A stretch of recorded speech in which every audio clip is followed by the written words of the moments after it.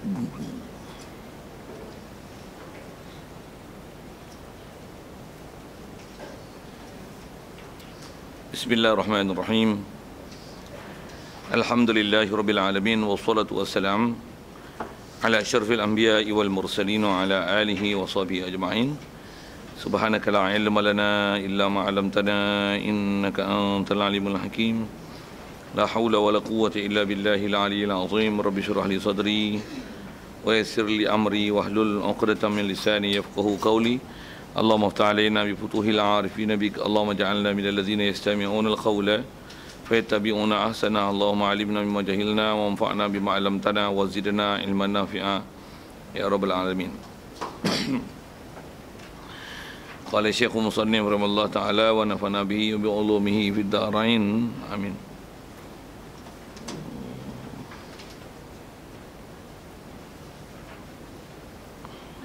Muka surat 43 rasanya, ya. Kata musannif, wa minal jaizi alaihi ta'ala aqlan an yunzara bil absari li'annahu subhanahu wa ta'ala mawjudun wa kullu mawjudin yasihu an yura. Itu ya, tuan sekalian, pertama sekali syukur, terima kasih kita kepada Allah. Syukur kita nikmat hidup masih Allah Taala beri. Syukur dapat Islam, dapat iman. Dan insya-Allah kita dalam proses untuk memantapkan ilmu dan kefahaman untuk kemantapan iman. Dan syukur kita Allah Taala jadikan kita boleh taat patuh perintahnya, tangannya boleh datang ke hadir, boleh hadir, boleh datang ke majlis ilmu yang hukumnya fardu ain. Allah Taala jadikan kita boleh taat patuh perintah dia untuk turun menuntut ilmu itu. Juga diberikan kita kesihatan lapang masa, juga hidayat, dengan mana diberikan kita keupayaan, kekuatan, dan dinampakkan kita benda baik adalah baik dan kita boleh buat kebaikan itu. Syukur itu oleh antara nikmat-nikmat besar Allah Taala bagi kita yang tak ramai yang dapat nikmat-nikmat itu. InsyaAllah kita manfaatkan dengan segala nikmat dan limpah kurnia itu, meneruskan bacaan kitab kita daripada kitab Al-Husul Hamidiyah ni, insyaAllah. Kata musannif, wa minal jaiz. Jadi kita masih bicara dalam bab-bab sifat harus pada Allah Taala.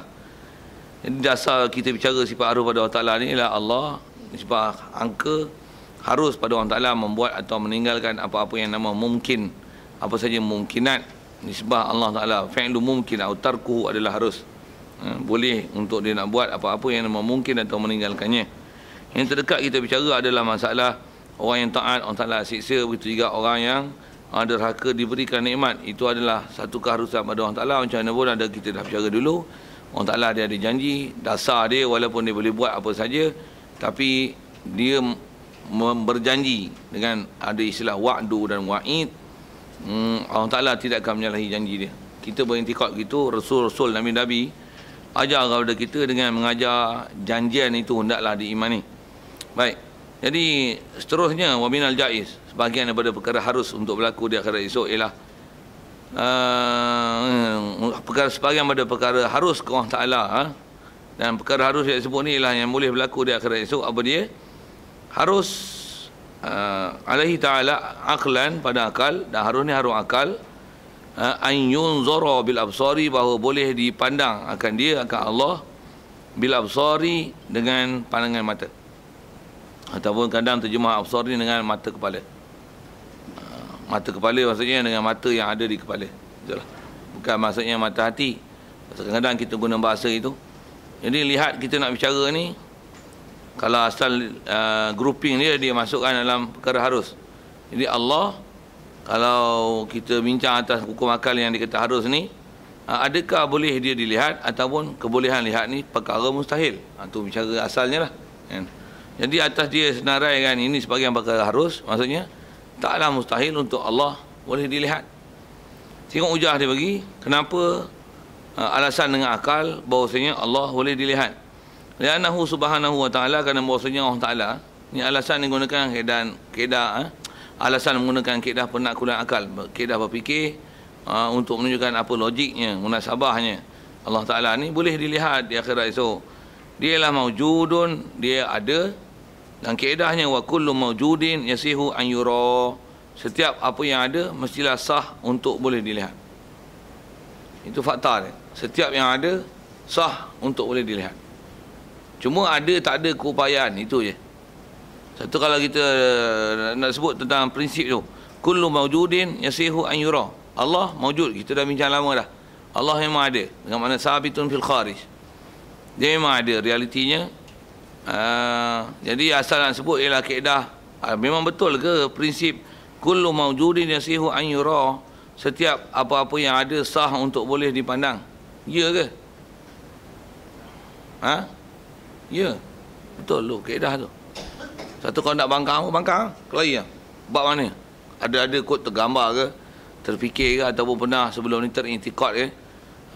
Kita kelahi tak? Mana saya boleh jawab? Ya. Di afsar tu dengan mata kepala, Ya. bermaksud juga dengan menggunakan alat-alat yang canggih selama ini kita dapat melihat nisbah kebolehan pasal asal-asal bicara kita ni ialah melihat ke Allah Ta'ala kan. Jadi di atas kaedah setiap maujud boleh dilihat. Jadi itulah dari segi boleh. Cuma di atas keupayaan mata kita ni yang tidak berkeupayaan. Jadi kita reka alat untuk mengupayakan keupayaan itu. Jadi memang terbuktilah bahawasanya memang setiap yang ada boleh dilihat. Satu masa dulu mana boleh lihat kuman. Sehingga orang, kalau teori Darwin yang bodoh tu dia ada teori evolusi tu, dia kata apa? Tengok daging kata dia, kita biarkan, nanti lama-lama boleh bertukar daging jadi ulat. Pasal apa? Pasal dia tak nampak benda mikroorganisma. Jadi lalat bertelur apa lava apa dia kata, tengok daging dah jadi ulat. Jadi inilah teori evolusi dia. Padahal bangang lah. Okey, telah disahkan bangang. Bukan saja orang zaman lah ni, tapi zaman dia pun ada orang bangang dengan teori-teori dia. Sikit lah ke teori bangang Darwin tu. Asal nak sebut ialah awal-awal sebut bangang-bangang ni. Allah SWT. Jadi benarlah pernyataan bahawa setiap yang ada boleh dilihat. Cuma kita dengan keupayaan mata kita, memang mata kasar kita dengan mata yang Allah Ta'ala beri kita macam ni lah. Umumnya standard Allah Ta'ala beri ke manusia punya keupayaan, dia keupayaan manusia lah. Kalau kata spesies kucing punya keupayaan lah. Malam nampak, siang nampak je, tapi malam dia boleh nampak kan. Dia ada night vision kan. Kita mana ada night vision. Night rider. Okey, seumpama tu. Jadi dan kalau nisbah kita tengok makhluk Allah Ta'ala bagi jadi berapa banyak benda yang kita tak boleh lihat tapi ada makhluk yang boleh lihat. Apatah lagi kita sebut tentang masalah jin juga, malaikat yang mereka ni maujud, maksudnya sabit ada dan kita tak boleh lihat. Bukan maksudnya tak boleh dilihat tu tak ada. Jadi dia nak sebut prinsip tu dulu. Betulkan prinsip tentang kata setiap yang ada mestilah sah untuk dilihat. Cuma ada tak ada keupayaan untuk boleh melihat, itu je. Jadi cahaya boleh dilihat, boleh. Dan cahaya ni sebenarnya dia banyak warna, ya betul. Tapi tu pasal apa tak boleh dilihat? Pasal dia bergerak pantas. Tapi kalau kita berhentikan dia ataupun kurangkan, lambatkan perjalanan dia, maka kita boleh lihat cahaya. Betul ke? Tak faham tu dah, tu teori sains tu. Betul ke? Teori sains tu. Kita tahu lah, kita pun ngaji sains juga. Bukan kolot penuh. Apa cerita kolot-kolot ni? Cerita kullu mawjudin yasihu an yura, betul lah. Cuma bila lihat, pasal kita nak bincang ni ialah masalah melihat Allah Ta'ala. Di atas keupayaan mata kita yang begitu tumpul, saya gunakan bahasa itu, untuk mata ni melihat Allah Ta'ala dengan keupayaan sekarang memang tak mungkin lah. Satu, kita tak boleh lihat Allah Ta'ala sekarang. Itu semestinya keupayaan boleh melihat Allah Ta'ala dengan menggunakan mata ni yang Allah beri satu keupayaan yang istimewa untuk mata kita boleh melihat dia. Jadi dia satu keupayaan melihat yang luar biasa lah. Dan memang melihat Allah Ta'ala ialah benda luar biasa. Dan dia pun bukan bagi kat semua makhluk dia untuk boleh melihat dia. Dan dengan apa kita bicara bab akidah ni, insya-Allah ke depan kalau dah biasa belajar, kita belajar orang yang boleh ataupun yang diberikan keupayaan untuk melihat Allah Ta'ala hanyalah ahli syurga. Ahli syurga saja yang melihat Allah Ta'ala. Pasal dia ialah nikmat besar. Dan melihat Allah Ta'ala adalah nikmat yang lebih besar daripada nikmat berada dalam syurga itu sendiri. Dan apa yang nikmat kesedapan yang sedang dikecapi dalam syurga, dalam banyak-banyak nikmat itu, nikmat melihat Allah Ta'ala adalah mengatasi segala-galanya. Jadi di atas kata nikmat segala-galanya, tak semua orang diberi nikmat untuk boleh lihat. Dan dari sisi keupayaan, tentulah Allah Ta'ala telah upgrade kan Bila dia nak bagi kita lihat, dia telah dia upgrade kan. Dia yang menjadikan mata kita dengan keupayaan sebegini, dan dialah yang boleh mengubahkan mata kita supaya boleh ada keupayaan untuk melihat dia. Sikit syarah ke situ nak tunjuk prinsip kullu mawjud yasihu an yura. Mesti fakta tu diterima dulu. Tu yang tak terima agak bangkang keli. Ya. Lafaz mawjud tu. Oh, lafaz mawjud ni kalau di sebelah Arab memang istimal Arab. Dan memang jadi istilah kita kalau kita sebut wujud satu hal, cuma gunakan mawjud. Kalau kita tengok sirah, dia sirah isim maf'ul kan. Seolah-olah mawjud ni isim maf'ul, Allah mawjud maksudnya Allah, maksudnya makhluk, seolah-olah dari segi wazan. Tapi atas istimal Arab tak makna gitu. Istilah mawjud yang dipakai pada huruf Arab dari segi bercakap, mawjud dengan makna sabitun fil kharij. Mawjud dengan makna sabitun fil kharij, bukan mawjud dengan makna maf'ul dengan makna ada yang wajid, yang mujid, yang memawujudkan dia. Subhanallah. Bukan makna gitu. Itu kot. Tanya situ tak? Tanya masalah wazan tu. Jadi perkataan mawjud terjemah mudah, ada lah. Bukan mawjud terjemahnya diadakan, diwujudkan, bukan. Walaupun kalau tengok wazan tu, wazan ni untuk orang-orang ngaji saraf lah, ngaji bahasa Arab. Siapa tak faham tu pergi ngaji Arab, kelas Arab pun banyak ni pergi ngaji. Dia bukan wazan isim, walaupun wazan ni wazan isim maf'ul, tapi bukan makna maf'ul. Yang definisi dia mawjud apa? Sabitun fil kharij. Dia lah syai'un sabit. Apa kata syai' pun dia lah sabit fil kharij, sesuatu yang memang ada pada realiti. Sesuatu yang ada pada realitinya. Itu adalah istilahnya mawjud. Satu, rih mawjud. Rih faham rih? Angin. Angin ada. Apa maksud ada? Apa maksud ada? Maksudnya sabitun fil kharij. Saya nak suruh ingat tarikh tu. Ada tu apa? Rih, oksigen mawjud. Allah mawjud. Nah, cuma itulah bila sebut mawjud. Allah wujud kata dia, bukan mawjud. Kalau sebut dengan wujud, apa beza dia? Wujudu syai'in ila ainul mawjud. Kalau atas istimal Abu Hasan Syari dan jumhur ahli lughah, bila sebut wujud, itlaq wujud dengan mana ainul mawjud. Allah wujud maksudnya ain mawjud, maksudnya ain zat. Tapi kalau sebut mawjud dengan mana sabitun fil kharij. Satu takrif. Satu takrif tu hal. Kalau atas saya sebut istimal Arab pun, kalau masyhur dalam kitab-kitab yang bahkan istilah mawjud itu, dia memang dah jadi huruf Arab menggunakan istilah mawjud dengan makna sabit fil kharij. Sabit fil kharij. Jadi mawjud tak mendilalahkan, lafaz tu tak mendilalahkan dia ialah makhluk yang ada khalik membuat dia. Subhanallah. Kalau pada Allah Taala, subhanallah. Boleh? Situ kan? Tanya situ tak? Bab ni saya sendiri pernah muamalah dengan Arab. Muamalah tu maksudnya saya pernah jumpa, saya pernah sembang. Orang Arab pun bila dia cakap, kadang saya jumpa orang Arab ni pasal kadang-kadang ada jemaah tabligh datang apa jenis pak-pak Arab ni, kita dipanggil jadi translator je lah kan. Jadi kita translate dia. Dia guna bahasa ni mawjud. Dan memang ada kawan-kawan dia, kawan-kawan tu hal, dan ada geng-geng kami lah, geng-geng saya lah, dia Melayu hidung penyek yang jadi translator tu. Jadi bila dia kata Allah mawjud, malaikat mawjud, akhirah mawjud, ada geng-geng Melayu hidung penyek ni tanya dia, ada Allah mawjud, Allah wujud kata dia. Allah lah mawjud makhluk lah. Dah mawjud. Dia nak syarah tu dia tak pandai, orang awam. Dia tak pandai. Waktu saya baca kat syair tu, masa duk sembang-sembang tu, qala sahibul Jawharah Ibrahim Al-Laqani, Syekh Ibrahim Al-Laqani, wujudu syai'in ainuhu wal jawharu asabitun fil kharijil mawjudu. Mawjud adalah sabitun fil kharij. Naam, sahih. Tayyib, kalam sahih. Orang faham lah, tak faham apa benda cerita orang tu. Tapi saya nak sebut mawjud dengan mana sabitun fil kharij. Itu kan. Kharij daripada kharaja, al kharij. Asal mana luar, tapi kalau terjemah kita dengan mana benda yang realiti. Maksudnya benda yang real. Satu benda yang ada serialnya. Real lah, kita guna real lah. Real lah, real tu maksudnya Memang benar lah, betul lah, bukan bohong. Allah Ta'ala ada real ke?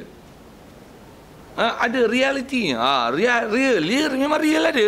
Real lah, kita guna real. Sebenar-benar ada. Boleh.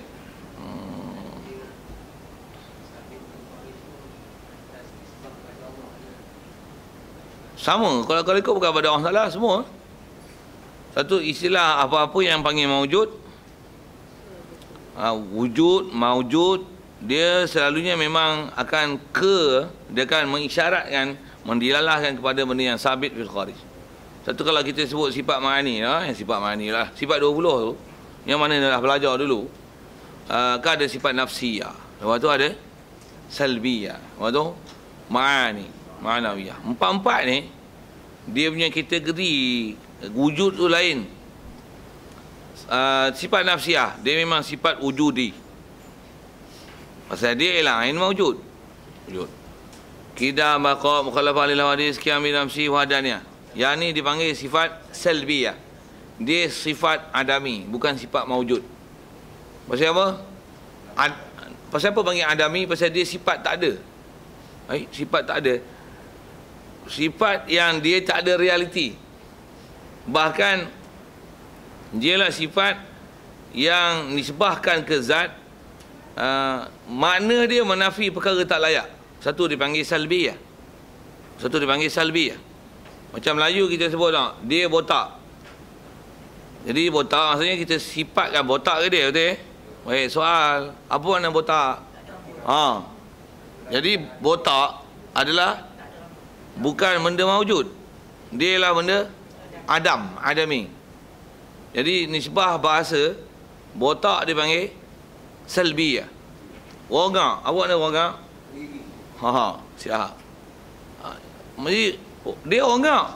Kita kata dia sifat rongak, tapi rongak tu benda tak ada. Dia kudung, apa makna? Dia rompong, apa makna? Tak ada hidung. Faham tu bahasa Melayu tu. Bahasa lulus lah bahasa Melayu tu. Ada orang tak faham rompong benda. Rompong, dah sebut apa kita sebut. Dia ni itulah, carilah apa seumpama bahasa tu. Mandul lah, tak apa cantik lah. Tak ada anak. Bujang, mana bujang? Tak kahwin lagi ke? Tak lagi. Kalau bujang satu lagi,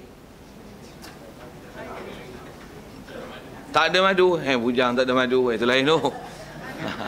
Sedap je doang bujang tak ada madu. Bujang dengan mana janda. Dah tak ada suami. Dah kemiatan tiada suami. Maksudnya dia balu. Ya, bujang dengan mana balu. Dah tak ada suami. Dah tak ada suami. Dah kehilangan suami. Jadi tak ada. Jadi bahasa tu sabit, tapi makna dia tak ada. Makna adami. Hak tu dipanggil salbiyah. Ni sebab Melayu. Qidam, baqa, mukhalafah lil hawadis, qiyam bi nafsi. Hak tu dipanggil sifat salbiyah. Hak tu dipanggil salbi. Ma'ani dia sifat wujudi. Pasal kudrat, iradat, ilmu, hayat, sama, wasal, kalam sebut ke Allah Ta'ala. Tiang kalau lau kusyifa 'anil hijabu la ra'ayna. Kalau dibukakan hijab kita boleh lihat sifat ni. Bukan lihat sifat, menunjukkan lihat Allah Ta'ala. Yang bila Allah Ta'ala mesti mutasif bi sifat. Mestilah dia ada sifat. Saya nak sebutkan bahasa tu. Kemudian sifat manawiyah. Sifat manawiyah dia bukan sifat wujudi. Dia ialah hal. Dia ialah itibari. Pasal bila Allah Ta'ala sebut kudrat, fahuwa qadir. Jadi qadir ni hal yang dikata pada dia, ataupun nama yang digelar pada Allah Ta'ala dengan sebab sebutnya kudrat. Jadi kudrat tu sifat wujudi. Adapun qadir, nama, istilah, gelaran. Tu hal. Dia ialah itibar sebutnya kudrat ke zat. Tu dipanggil qadir. Itu yang kaunuhu qadiran. Saya nak tunjukkan level daripada sifat 4. Jadi kalau atas kalimah tu lah tu yang setiap perkara yang memang bila sebut dia ada realiti dia. Tu dah panggil kalau atas nama sifat wujudi ya, sifat wujudi. Jadi kalau sebut Allah, Allah memang realitinya ada, wakilnya ada, sebenarnya ada, memang ada realnya, dia adalah wujud. Sabit fil kharij. Tengok.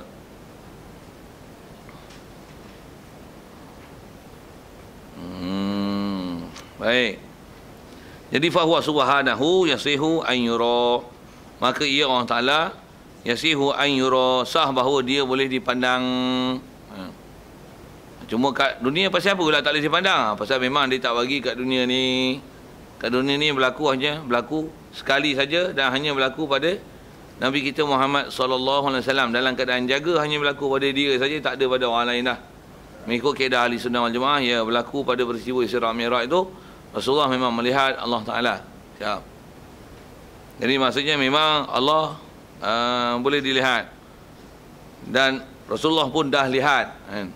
Cuma kalau sebut tu, pasal apa kalau Rasul boleh lihat? Pasal dia Nabi Rasul.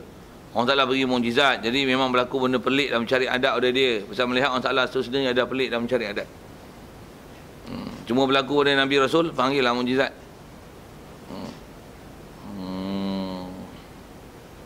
Baik, nisbah boleh, sah boleh dilihat. Tapi kata dia, lakin ada tapi sikit.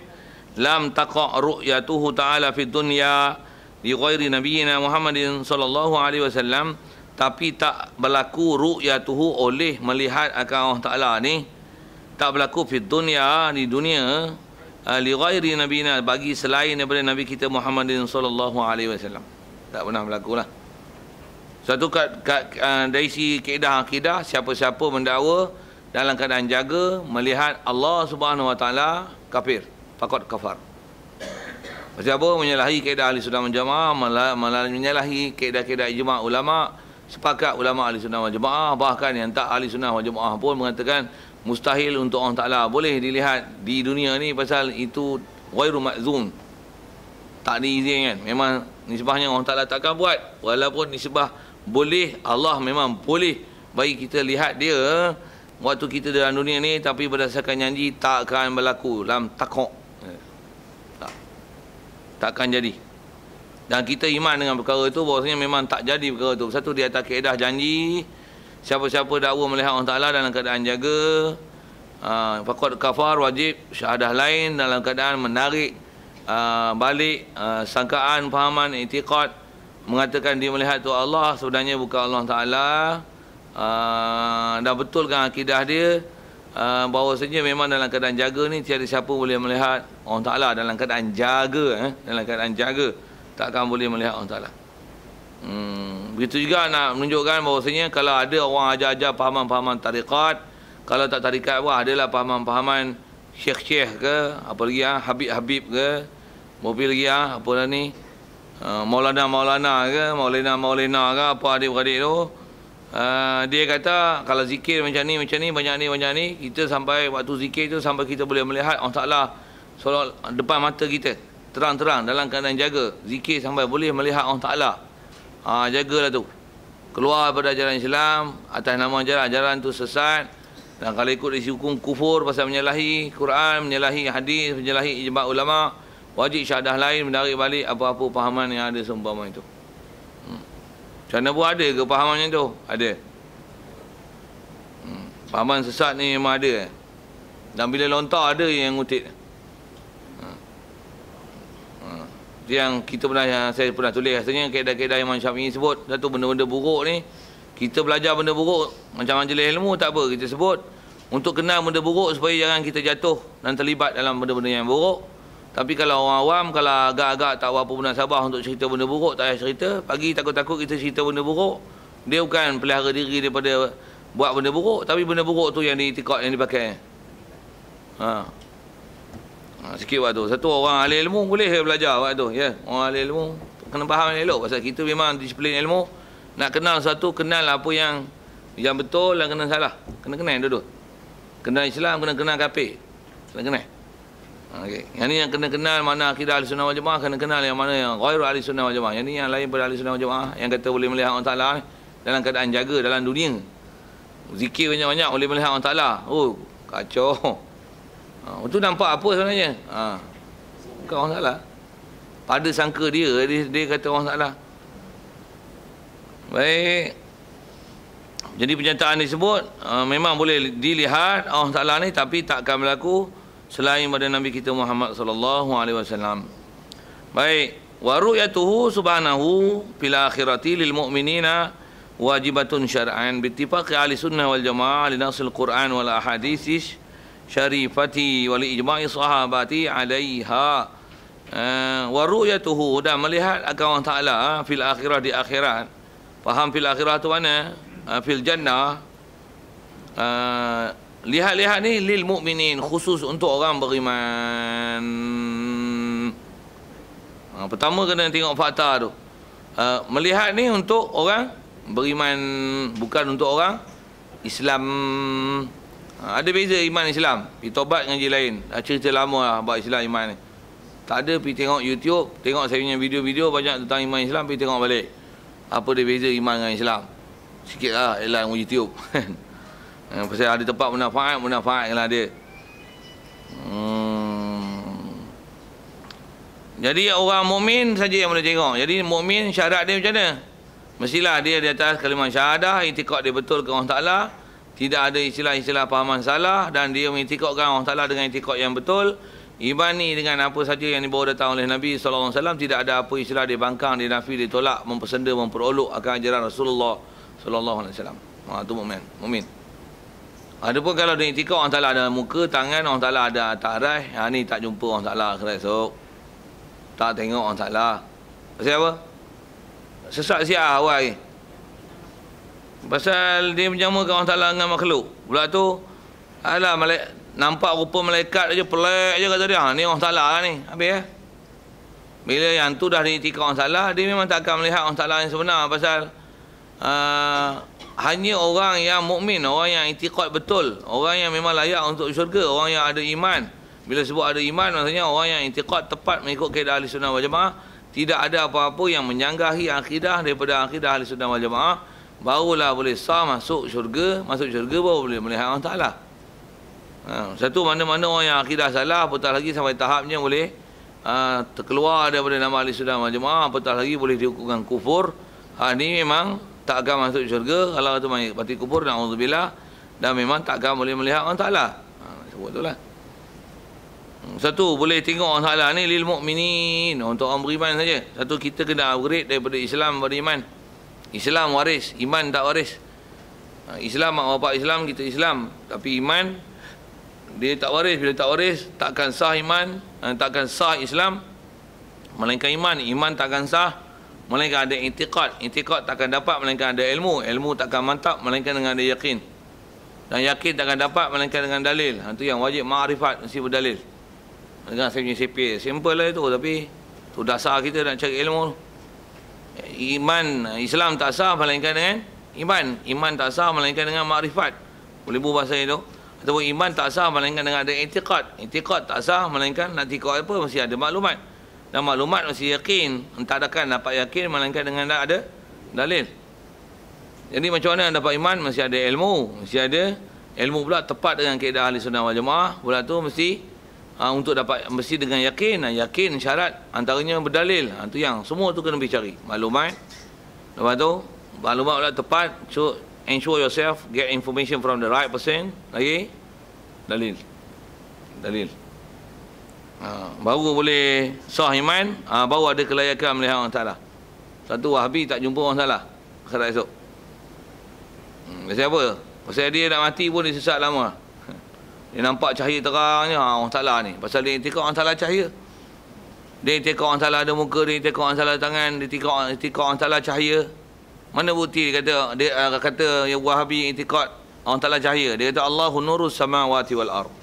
Allah adalah cahaya langit bumi. Allah adalah nur. Dan memang i'tikad Wahabi punya style, kata dia apa Allah Ta'ala sifatkan diri dia, itulah Allah Ta'ala. Allah Ta'ala kata dia nur, nur lah dia. Tapi nur yang mukhalafah. Kelakar tu, kontradik tu, bercanggah tu. Allah Ta'ala ialah nur, tapi nur yang mukhalafah. Nur mukhalafah. Nur tu hawadis lah. Mana boleh mukhalafah? Mukhalafah maksudnya nur mustahil, makna nur. Dia nur walaupun lepas nur bukan makna nur. Tu betul. Tapi nur yang layak dengan Allah Ta'ala. Apa nur yang layak dengan Allah Ta'ala? Mestilah nur yang mukhalafah. Maksudnya bukan nur, bukan makna nur. Kalau dia nur, memang nur, cahaya-cahayalah. Serah pada Allah Ta'ala, cahaya macam mana. Ada pula, maksudnya dia i'tikad cahaya ke Allah Ta'ala tu sesat tu. Itu Wahabi tak cium bau syurga. Kalau sampai tahap macam tu, tak cium bau syurga. Dan memang ada Wahabi yang macam ni. Kalau Wahabi Malaysia, kata-katanya macam ni. Yang takat saya menang kelahi dengan keyboard. Kelahi keyboard lah. Bahasa tu cukup rasanya, saya tak syarah panjang kelahi keyboard ni. Berapa ramai yang faham macam ni? Yang kata Allah Ta'ala ada muka, ada tangan. Doi itikad Allah Ta'ala muka lah. Muka lah. Dia kata Allah Ta'ala cahaya lah. Kita bangkang ni kata dia, mudah-mudahan ustaz diberikan hidayat